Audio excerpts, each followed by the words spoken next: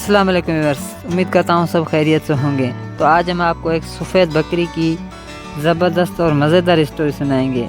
तो आप मेरे चैनल पर न्यू हैं तो चैनल को सब्सक्राइब करें और बेल आइकन को प्रेस करें ताकि आने वाले वीडियो का नोटिफिकेशन आपको बर वक्त मिल सके। तो चलते हैं स्टोरी की तरफ।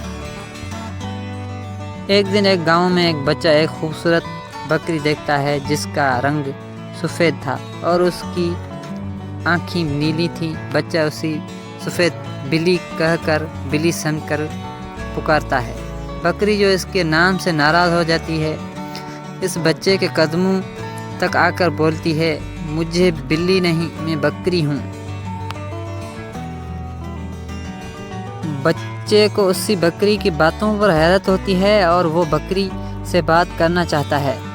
बकरी उसे अपनी कहानी सुनाती है, मैं कभी बिल्ली थी नहीं, मुझे एक तसल्लुम से बिल्ली बनाया गया है जिसने मेरे रंग को सफ़ेद बनाया और आँखों को नीला कर दिया।